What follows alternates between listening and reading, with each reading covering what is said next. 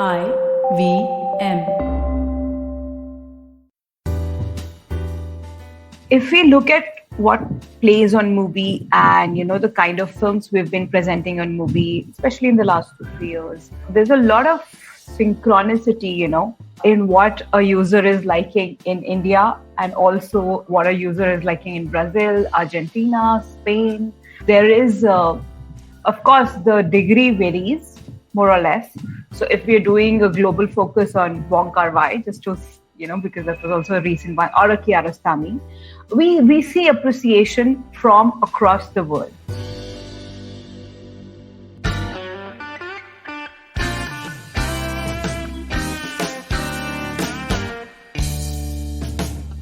Hello and welcome to the Filter Koffee Podcast. When it comes to cinema appreciation or discovery, we all have that small group of friends or that one film critic or a film club that we are a part of whose taste we align with and whose recommendations we use.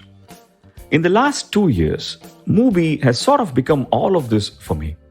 It works for me so well that I could practically watch anything that is on MUBI, literally anything. And the reason I'm sounding like a kid in a candy store is because I'm part of a generation that has struggled to have decent access to good world cinema for many, many decades. Not long back, we used to have DVD stores that specialized in world cinema.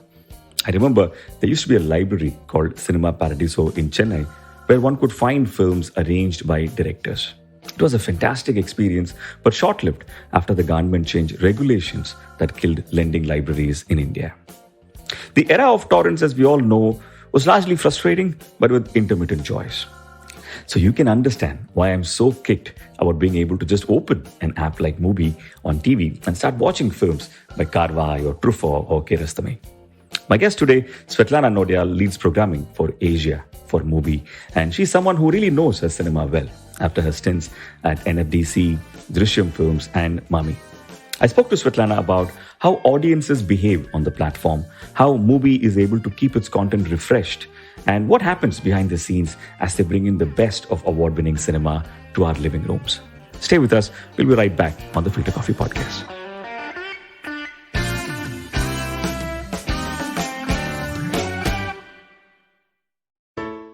Hello, everybody. It's been another great week on the IVM Podcast Network. On Cyrus Says His Cock and Bull, Cyrus, Naveen, Vagda, and Antariksh talk about the American mother who was arrested because her kid took marijuana-laced gummies to school. Vagda is a co-host for our show Press Decode, so if you haven't been checking that out, check her out on that show as well as this one. The Simplified Gang explore Mumbai through Naren's stories and observations. On All Things Policies, the Takshashila folk discuss the U.S. Supreme Court's potential decision to overturn Roe v. Wade. On the Life Manifesto, Zarina introduces us to Don Miguel Ruiz's 4 Agreements of Life. And on Hansavani, hear the store Nai Idgah. It explores the role of media amidst a state of religious animosity in our country. Do follow us on social media. We're IVM Podcast on Twitter, Facebook, Instagram, and LinkedIn. On LinkedIn, we've been doing a series of profiles of people within the office, so do check that out for sure. And remember, if you're enjoying this show or any of our other shows for that matter, please do tell a friend. Also, don't forget to rate us on any platforms you're listening on. And you can also check us out on YouTube. We have a page on our website, ivmpodcast.com/YouTube, with a list of all our channels. We're also doing a small listener survey to better understand how you, the listener, responds to the advertising on our network. And also, we just want to know a little bit more about you. We would really appreciate it if you could spare a few minutes to fill it out. It will really help us build some better shows for you. And finally, we'd like to thank our sponsors on the network this week, SBI Life Insurance and Jupiter, a digital banking app. Welcome to the Filter Koffee Podcast, Svetlana. How are you doing? I'm good. Thank you. Thank you for having me here. Where are you talking to us from? Mumbai, where excellent. It's hopefully less hotter than Delhi. Actually, it's not. It's the same, but we lack the wind that you have. So it feels hotter in Delhi. Also the humidity. Yeah. It's a very special conversation for me because I'm a huge fanboy of MUBI, right from I think the day you launched. I think I must have been one of the founder customers, if there is even such a term. Wow. In India. And I love the experience. I love everything that MUBI stands for. More so because, like I mentioned in the introduction, if I were to just go back just a few years, not too many years back, if I were to look at what one had to do to get access to alternative cinema in India, or for that matter, most places in the world. Especially with DVD libraries closing down and torrents becoming unpredictable and then later banned. It was a huge challenge, to get your hands on a Tarkovsky, or a Godard. So, which is why, people like me are really, really thrilled that MUBI is there. But tell us a little bit about how this was born. Maybe that's a good place to start. The short story that we have around is that MUBI was founded by F.A. Chakarel. So one day he was sitting in a cafe in Tokyo looking to watch In the Mood for Love on the internet and couldn't find it on any platform. And that sort of was the genesis of building a platform where what people could go and come find films like In the Mood for Love. And yeah, it started that simply. It's essentially a company made for film lovers by people who love films. So that's exactly what you see on the platform. It had to be Karwai, isn't it? It had to be one Karwai. Yeah, no, that also explains the extended run and the excitement that Karwai has on MUBI. But I'm glad, it happened that way. I don't even know how. I can't even remember how I watched In the Mood for Love or Chunking Express and all of those back in the day. It was probably on some unofficial site back in the day. Yeah. Yeah, I remember this weird thing we all used to do, which is sometimes when you're downloading, of course, illegally, world cinema on torrents, you won't have subtitles. And then you have to download the SRT files separately. Yeah. And only like 1 in 10 files you download will actually match, right? So the whole process of wanting to watch a film and then actually watching a film will be a few days, if not many, many hours, right? So it's phenomenal, isn't it? How things have changed. I want to ask you, it is one thing to sort of want to create, a non-theatrical market for classic and critically acclaimed and award-winning cinema. But how viable is it, right? Is there from your vantage point, as a platform owner, is there a real market for it? I'm just asking you a very devil's advocate question. I mean, there is a market for it, and that's how and why we are here. There has always been a market. The thing I always often share with other, on other platforms also when asked this question, is that I feel that the theatrical market that we see, or, the conventional mainstream market that we see, or the popularity of conventional cinema that we see is obviously huge. That's a big chunk of the share. But that doesn't mean that the other does not exist. We are not imagining a world where this will become the larger share of the pie, right? But we are just seeing this as a section which will keep growing. That will also keep growing always. But it's like there has been a market for this. There will always be, film festivals have existed since forever. So there was an audience. That's why they existed. They have continued to be relevant. And so similarly, a platform like this or, alternative cinema in the theaters will continue to happen. I'm such an optimist. No, it's not. I think there are certain categories which are niche by design, isn't it? Like luxury is niche by design, and I totally get that, right? But tell us from your vantage point, right? What are some of the audience behaviors you're seeing, across different countries, and how are they sort of unique to to some regions? That's a heavy question, I must say. It's like doing like a whole demographic analysis across this thing.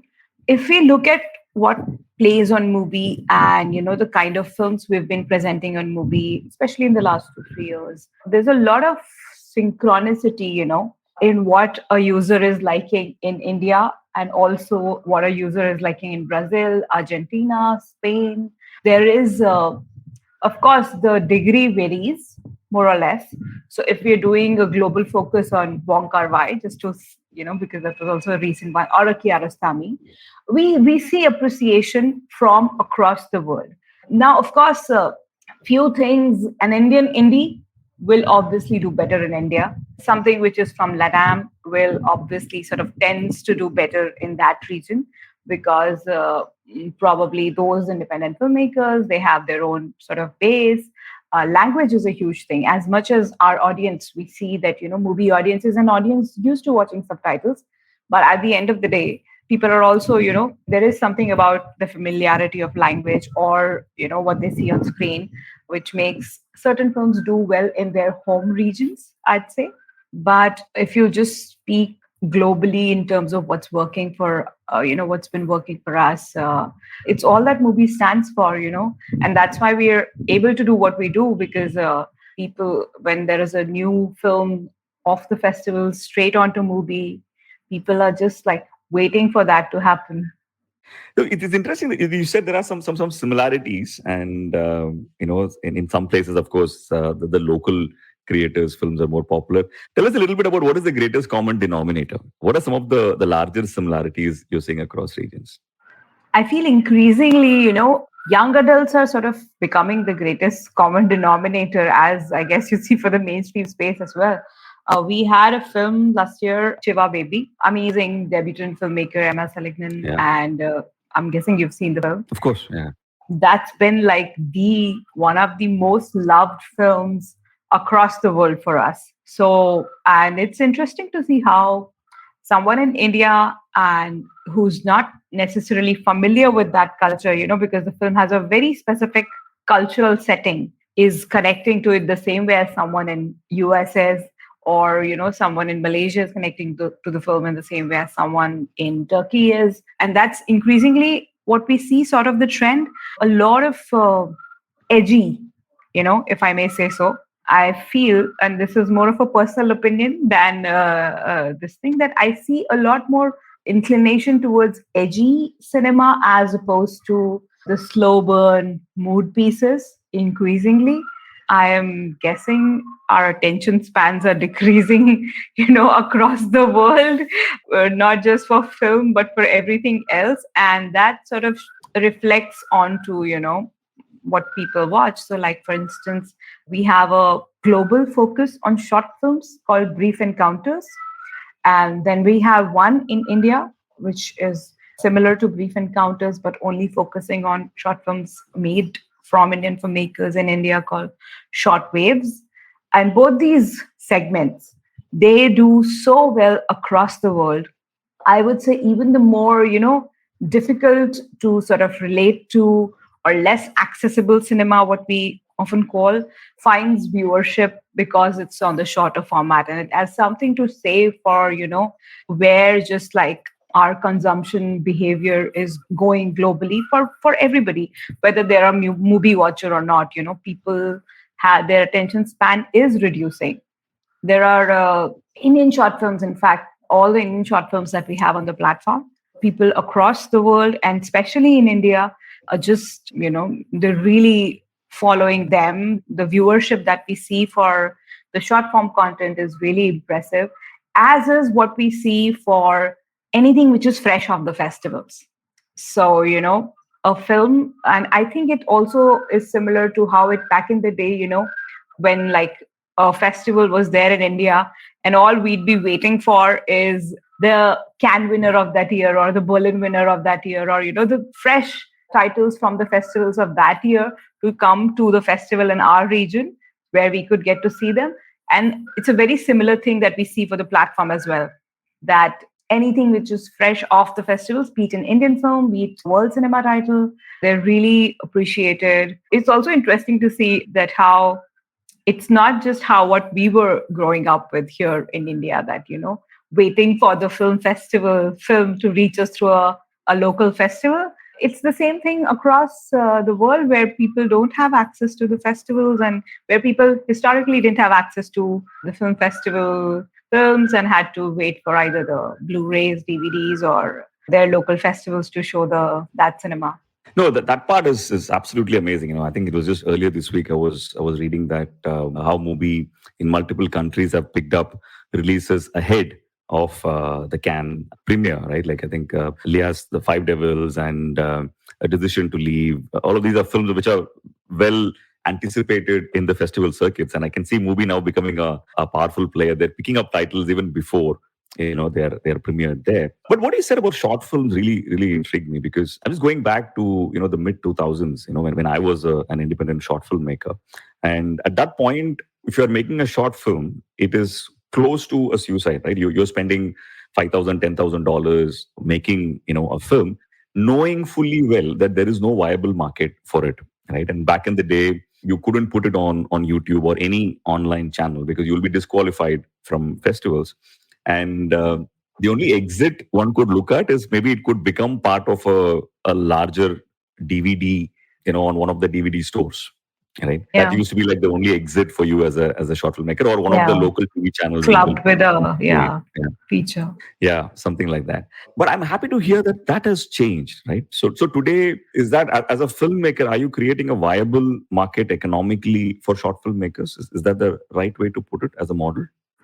To be absolutely frank, in terms of financial recovery, I still think it's a challenge for short filmmakers, for them to what they invest in a film, they may not necessarily get recover the cost of production or whatever they've invested financially. At the same time, I do think that right now it is more of a solid stepping stone for them for their future work. It's so much easier to put it out there for people to have access to their work, to see what this person is capable of. Not just MUBI, we can see other platforms too, sort of, veering towards short films or giving a space to short films. It's definitely way better than, early 2000s where there was no Right. space to show your work. And, but in terms of being like profitable work situation, I think it'll be a bit much if I say, yeah, it is. It is definitely useful career step to take, definitely a career step they can consider because, for how long will they wait to make their feature? So might as well make a shot, put it out there, and that sort of opens doors that probably they didn't realize existed. Right. Yeah. No, I think today just the fact that you're able to give them a global audience, I think is phenomenal, isn't it? I don't think that has ever been the case for short filmmakers ever, right? So that is extraordinary what you're doing, with the industry. Just wanted to, we're talking about, you buying rights to films and how you're creating space for different formats and films from different regions. For the uninitiated, could you tell us a little bit about the process itself? Because, whenever you read about MUBI, the word handpicked is very prominent, right? How does that work, and what actually happens in the background as you're curating the film? Are you able to talk about that a little bit? Sure. It's handpicked because it is literally handpicked. There we are a team of programmers, and everything thing that we receive as a submission or we go scouting for films is watched by people as with any platform selecting content. At the same time, whatever you see on a MUBI homepage in any region or country, somebody has thought it out and put it there. So the film that you see as your film of the day, the film special you see highlighted on the homepage, the different lanes that you see on your homepage, the different films you see within the lanes, that is all being picked by somebody on like a weekly or a daily or a monthly basis. No, not monthly, actually, it's weekly basis. So somebody is putting their thought in sort of designing what the feed looks like to any MUBI user who comes to the homepage. Of course, as it's a curated model and we present one film every day as film of the day, which is also where, just to go back a little bit, and I'm sure it's hard for people who are joining MUBI now to imagine, MUBI started as a platform that used to have only 30 films on any given day. So until 2020, we had this thing, what we call the film of the day model. Every day, one film would get added to MUBI library. It would stay on the platform for 30 days and then leave. So that was the level of handpicking that we started with, that on any given day, there would be only 30 films for you to see. 2020, because over the years, while people love that model because it created a pressure to see a film that now there is one day remaining and better see it or, it's going to go from the platform. So while that created a pressure, we have, of course, over the years been receiving requests of, how some films should not just leave and be vanished and be available for longer duration for someone to do a catch-up viewing. So in 2020, we opened up the library, the MUBI library, which is, but we retained the film of the day model. So what we see that every day, one handpicked film gets added to the platform every day. That's the model that we still have. The only difference is that they don't leave the platform after 30 days. They are there in the library for people to view. That's amazing. In fact, I was just thinking as you were talking that I think that the showcase that is on currently, Joachim Trier's films, he was always on my list, right?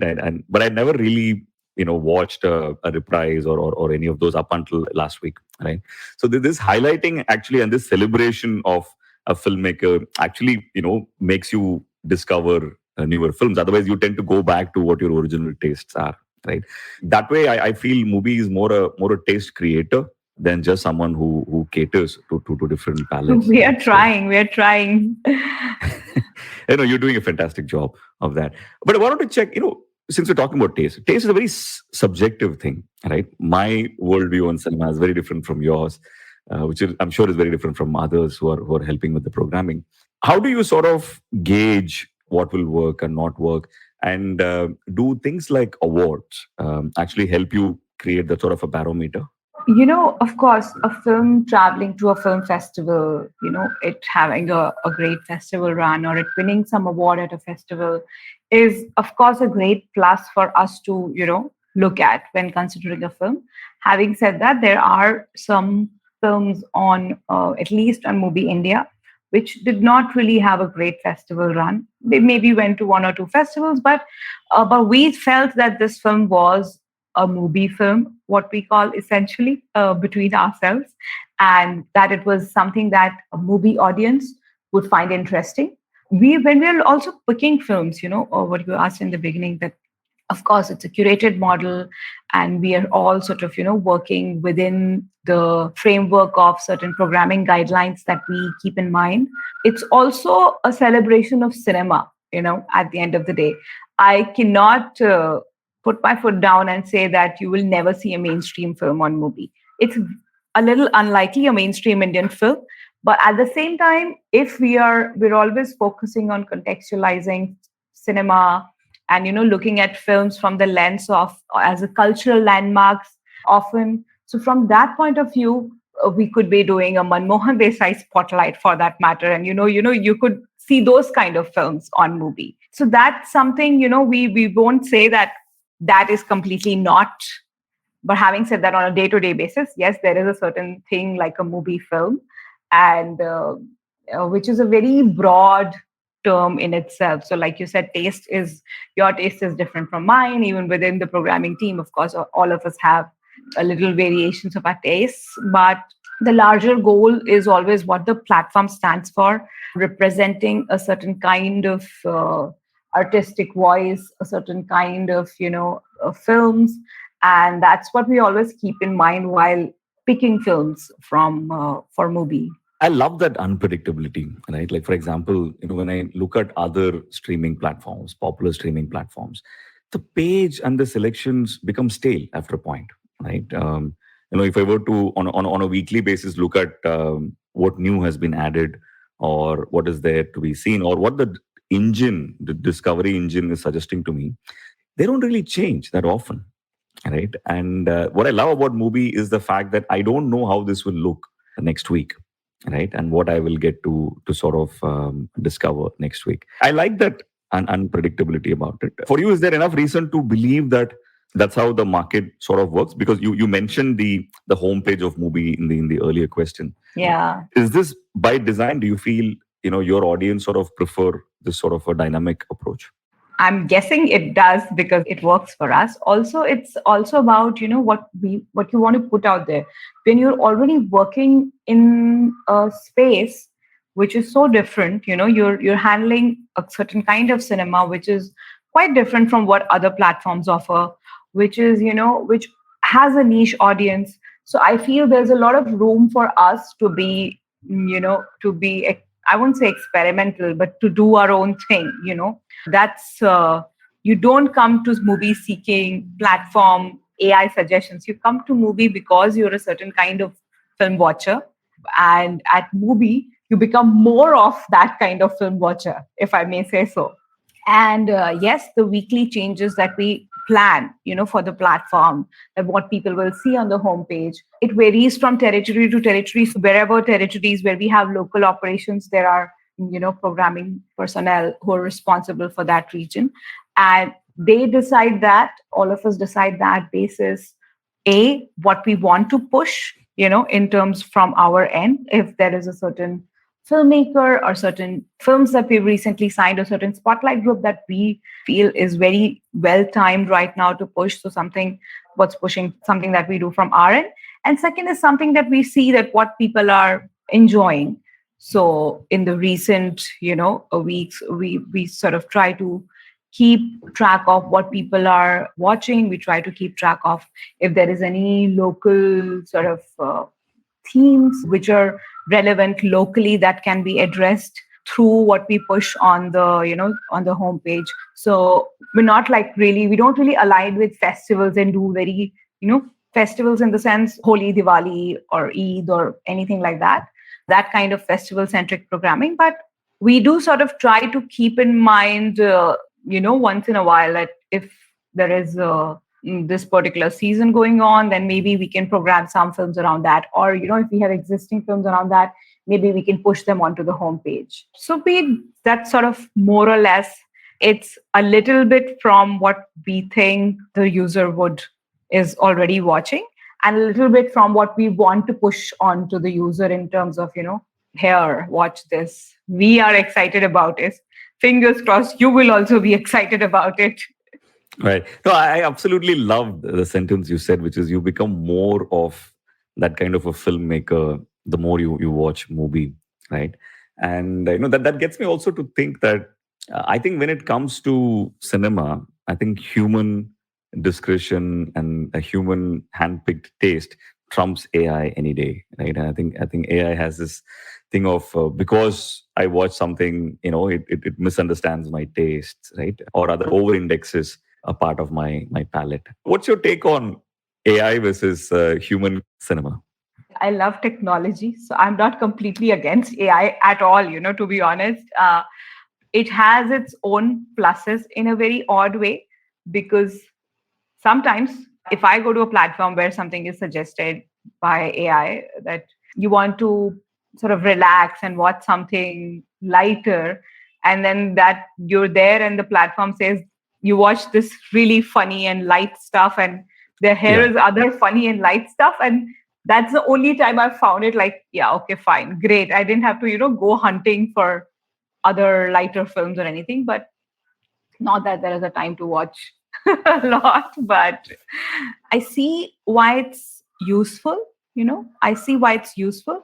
But at the same time, I do feel that, how we enjoy film festivals, why we enjoy film festivals. There is Cannes is going to happen very soon, and everybody's looking forward to the lineup. And, there is a team of curators there which handpicks and selects every film. And there is some inexplicable value to that the technology cannot really compete with human touch in so many ways, which is what you see with us, that when we say it's handpicked, and probably you liked a certain short film, but we won't say that hey, you like that thriller shot and just watch this. Keep watching thrillers and keep watching thriller short films till the end of your film watching life. Yeah. Handpick allows you to be more holistic, not shove a same kind of things to people's minds and their screens. I sort of lost track of what I was saying. No, I think you said it really well. I like the fact that it is, what you just said, in fact, I feel that is exactly how Facebook killed social media, right? It stopped me from discovering, it stopped me from being surprised with some of my friends, because I engaged with, a friend's post in the last weeks. It assumed that that person is my closest friend, and it shut off people who really are. Yeah. And more than a societal problem, that became a content problem for me, because, suddenly there was nothing interesting for me to watch or read on Facebook. So that is why I feel like, the human layer on MUBI sort of really takes care of that and makes what is there really refreshing. And talking of which, right, one of the things that we tend to undervalue when we're talking cinema is also the cultural impact of a platform like MUBI, right? Given the kind of world we're living in, where it is everything is so toxic, everything is so binary. To sort of, for a generation to watch cinema, which is the expression of, in some cases, subtle emotions, and in some cases, pure emotions, I think it must have a really big cultural impact as well, isn't it? Do you guys on the other side think about it that way? On a day-to-day basis on movie, we're not really thinking about the cultural impact that we're creating. We are focusing on what is happening in the world, what are the films that we want to give a platform to, just keep bringing great cinema to our audience, and keep hoping that the audience grows, and making sure that there are people who enjoy that kind of cinema but probably don't have awareness that it is accessible right here. So making sure that the message reaches to them, and that's sort of essentially taking care of the cultural impact that the platform has in terms of, and of course a lot of times that the films that we present on MUBI are what you would call not particularly going with the larger, say, political or cultural sentiment, if one may say so. But it's we also believe that those films need to have a space and have a platform for that to exist, for a generation to watch and see, and hopefully make more of cinema has the cultural impact. MUBI in that sense is just the means for that. We're just hoping that we are able to present more of films which have a cultural impact anywhere. Earlier in the conversation, you mentioned how you're not sure if the impact you're having is big enough to change the world, which ails from so many issues as we speak.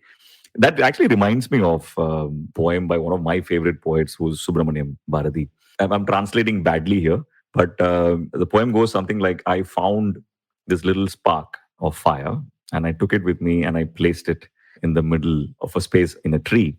And then the forest burned down. So when it comes to the impact of revolution, there is no such thing as a small spark and a big spark, right? I'm reminded of that, and I feel like the impact that a platform like MUBI has is just phenomenal. It's infectious. I don't remember. Like, I think 12 years ago, I saw some film, and I have no memory of the film. Okay, it was a Tamil film, but there was a poem of Subramaniam Bharati in that film, and that's all I remember, which was about how you are this religion, you are this caste, you are this something, how we've divided an individual into so many boxes, and just pointing it out to the last bit of identity classification that we could do for a person. We're doing that. And I think that's what films do, Sorry, but I hadn't read any of his works before that film. And then film faded away from my memory. And then I went on to read, whatever I could find, translation, a little bit more of his works. Yeah, it's beautifully put. Nah. Yeah. No, I love him to death. Exactly for this, I feel in any other country, where language was not a barrier, he would be a national icon. Just to close off the conversation, right? I think there are people like me who inherently are fanboys of the platform, and then there are people who have some notions about MUBI, right? If you're talking to someone who's not yet on the platform, who's not yet been a fan of it, what are some of the myth bustings that you will do when it comes to MUBI? That it's not just sad cinema. It's not just sad films, and it's not a mood downer. It's not something that you will watch only when you're wanting to watch serious films. See, art house cinema is not boring. It's exciting, and you just have to give it a chance. And off the record, happy to give people a list of starter pack, actually. Now that gives me an idea. Maybe we should have a audience starter pack that, this is what you get on MUBI, and you can start watching this and you'll realize that it's not about, that sad, boring films where nothing happens and two people are just walking aimlessly for 10 minutes. Excellent. Do you think we can add some links on the show notes on where people can access the starter packs? Oh yeah, I mean, I'll have to make up that starter pack after the show. Okay, so watch happy to add some, share some names which you can add to the show, links to Wonderful. The show. Yeah. Talking of which, a perfect segue to our usual last question on the show, which is where we ask the guest what he or she is watching, reading, listening to as of today, right? So any recommendations, not just in cinema, but what you're listening to or what you're reading as well. Oh, wow. Listening to music or podcasts? Both. I'm not listening to any podcasts currently. I'm reading this book, Desperately Seeking Shahrukh. Oh, fascinating book. Yeah, that's one. And there is a David Lynch book right here, which is also something called Catching the Big Fish. It's David Lynch has written this book about his work, of course, and more about the meditation part of his life, that how he was into transcendental meditation, and his adventures with meditation and spirituality is essentially what the book is about. So those two are the books that I'm reading currently. I like listening to music from languages that I don't know. So currently listening to a lot of Tenari Wen. And there is this singer from Guatemala, Gabby Moreno. So yeah, that's what is more frequent. There is an Indian band, Parvaz, which is always on my playlist. So that's there. That's brilliant. I love the list. It's extraordinary. And films, what are you watching? Most importantly, or what would you like to recommend? I'm watching submissions so much. So many submissions that I am not getting to watch any other films, But so The Worst Person in the World, which is one of my recent favorite films. It's out in MUBI today, actually. I don't think your podcast will go live today, but it's out in MUBI, and that's one film I think people should watch. It's so beautiful, and just like there are things that as a young generation that we're struggling with in the emotional space across the world, and there is so much, it's so universal. I hope a lot of people watch it, and I'm sure they'll find it relatable too. No, it's probably we can make sure this goes live on Monday, so they're still in time to catch this. Yeah, it's been an absolute pleasure speaking with you, and same here. Thank you for all the inspiring work you're doing, and wishing you all the success. I was thinking while speaking to you, I was thinking that maybe we should do a reverse podcast too. I have questions for you, and you can tell us what you are watching and reading, and I can see your bookshelf behind you, and I'm like, what are you reading? You tell us. Okay, what am I reading? I'm reading a book that I'm very disappointed with right now. A book that was not disappointed. I'm reading a book called Atomic Habits. I'm rarely a self-help sort of a person. But I started the book, and 100 pages into it, I'm thinking this could have been an SMS. So that's one. But on cinema, I really, really loved the Joachim Trier. And I'm not saying this because you're on the show, but it made me discover, films like Reprise, which I hope it's still on MUBI next week. It is. They're going to stay there. I really loved that. I also loved Badaido, which I thought was a very, very which I'm yet film. To see. Yeah. Oh, please do. One. Yeah. Lots of fun, and a good film, even from a craft perspective. And on the podcast front, people listening to this know I'm a huge Tim Ferriss fan, and the episode I listened to recently, quite an old one, was Tim Ferriss speaking to Neil Gaiman, and one of my favorite authors. Yes, yeah. And the reason I love Tim Ferriss is because he goes into these diversions and rabbit holes, and he suddenly started speaking to Neil Gaiman about what are the notebooks and pens he writes with. Oh wow! And then that became like a 20-minute detour, which really became the episode for me. Right, that was brilliant. Yeah, I'm currently busy curating Ilayaraja playlists for my friends and family because he's now on Spotify, and wow. People automatically gravitate towards me because for me, it's a spiritual experience. So I'm creating different Ilayaraja playlists for different people that I love. Amazing. We should go follow you on Spotify then. Please do. But thank you for your time, and hope to speak to you very soon. Bye-bye. Bye now.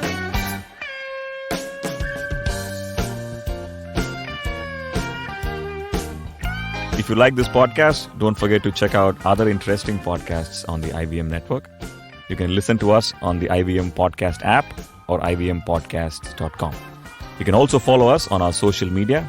We are at IVM Podcasts on Twitter and Instagram. And if you want to reach out to me, I am _Karthik. That's Karthik with an H on Twitter. And Filter _Koffee. That's coffee with a K on Instagram.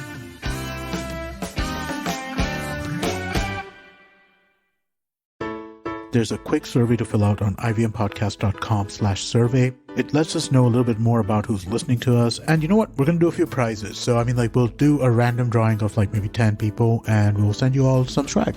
Remember, that's ivmpodcast.com/survey where you can fill out the survey. Don't you think that if everyone around you is getting smart, you better be smarter? Hey there, I'm the traveling professor Siddharth Deshmukh and I'm back with season 2 of my podcast to make you smarter. Smarter with Sid.